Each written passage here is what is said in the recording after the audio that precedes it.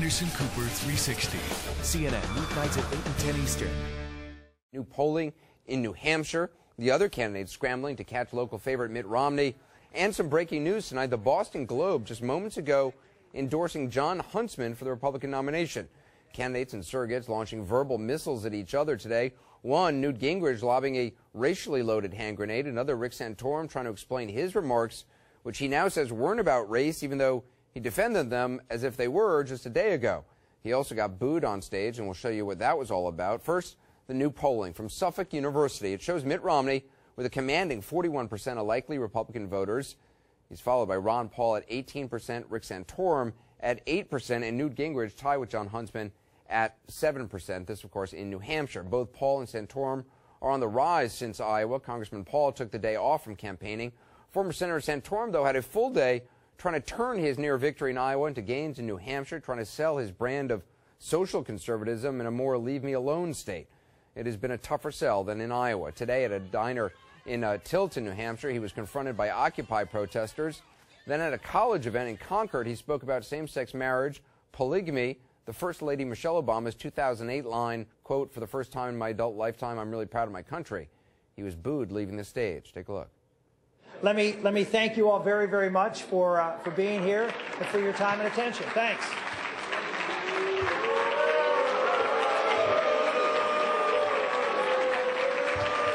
The former Pennsylvania senator speaking tonight at a probably more friendly venue, a Faith, Family, and Freedom town hall.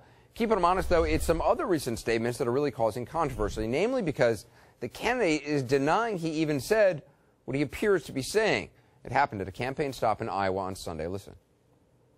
I don't want to make people's lives better by giving them somebody else's money. I want to give them the opportunity to go out and earn the money. Well, the next day, CBS's Scott Pelley asked him about that. You said that you don't want to make black people's lives better by giving them somebody else's money. Why did you say that? I've seen that quote. I haven't seen the context in what that was made. Yesterday I talked, for example, about a movie called what was it? Waiting for Superman, which was about black children. And so I don't know whether it was in response, and I was talking about that. So let me just say, no matter what, I want to make every lives better. I don't want anybody. And I think if you look at what I've been saying, I've been pretty clear about my concern for dependency in this country and concern for people not being more dependent on government, whatever their race or ethnicity is. That's Rick Santorum Monday, suggesting the problem might have been a lack of context. So to help you decide whether or not he was implying African Americans are being supported by everyone else, we found a longer version of his remarks. Listen. It just keeps expanding. I was in Indianola a few months ago, and I was talking to someone who works at the Department of Public Welfare here, and she told me that the state of Iowa is going to get fined if they don't sign up more people under the Medicaid program. They're just pushing harder and harder to get more and more of you dependent upon them so they can get your vote. That's what the bottom line is. I don't want to make people's lives better by giving them somebody else's money. I want to give them the opportunity to go out and earn the money. Well, it seems clear the subject is welfare dependency, and the dependent people he's talking about are African American. But now Senator Santorum, after explaining his remarks as if they were in fact racial, isn't saying nope. He wasn't even. Well, he's saying he wasn't even talking about African Americans. That the word black never actually passed his lips. That's what he's saying now. Listen.